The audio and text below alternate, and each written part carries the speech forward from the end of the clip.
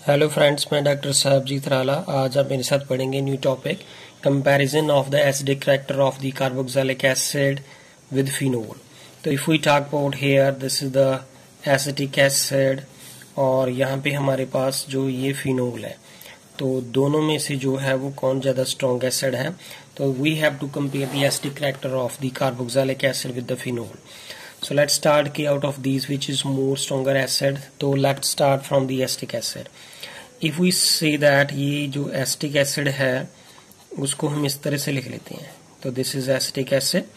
यहाँ पे इसके ऊपर लोन पेयर प्रेजेंट है और ये वाले जो लोन पेयर हैं वो रेजोनेंस में पार्टिसिपेट करते हैं।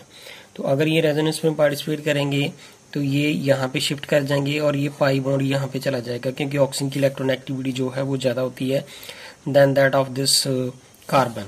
So therefore after this oxygen will carry with charge negative and यहाँ पे डबल बॉन्ड करेक्टर आ जाएगा and therefore ऑक्सीजन ने अपने लोन पे डोनेट इधर किए थे तो oxygen carry with charge positive.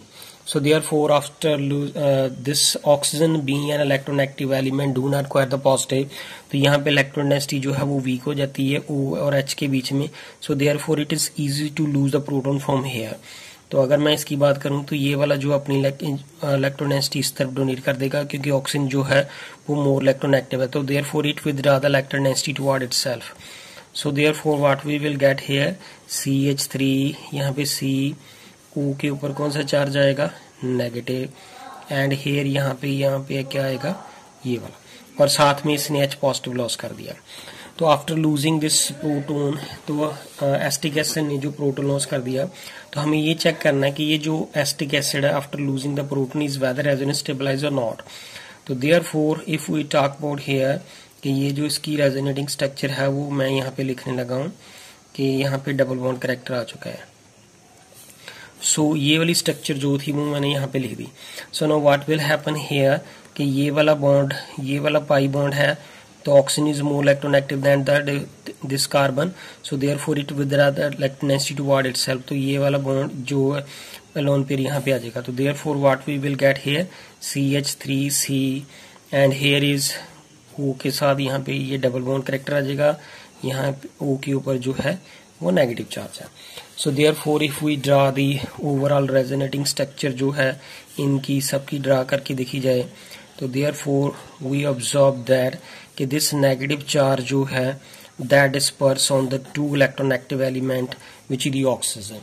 So therefore from this we concluded that the carboxylate ion में जो एसिटिक एसिड के अंदर कार्बोक्सिलेट आयन है, the negative charge disperse on the two oxygen atom, so two electronegative oxygen atom, therefore it is easy to accommodate and therefore this show the acidic character of the acetic acid. तो अब हम friends phenol की बात कर लेते हैं कि if we talk about the acidic character of the phenol. तो यहाँ पे देखें जो फिनोल है, ये फिनोल है हमारे पास, तो ये फिनोल जो है उसकी हम डिस्कशन कर लेते हैं. तो अगर ये फिनोल जो है वो अपनी जो यहाँ पे सॉरी ये वाला जो फिनोल है this one, so what will happen here in this case the phenol जो है वो अपना एसिडिक कैरेक्टर शो करती है. तो ये वाला जो हमारा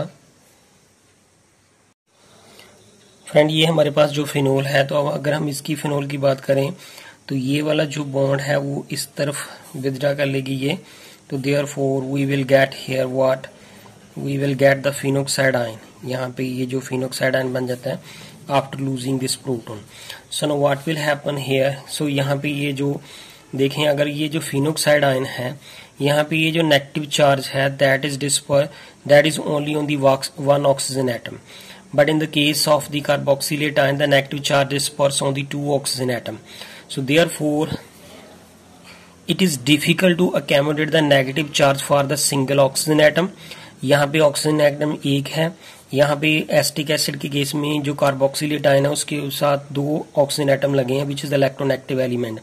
So therefore it is easy for accommodate the negative charge by the two oxygen atom than that of this phenoxide के अंदर जो एक ऑक्सीजन एटम प्रेजेंट है.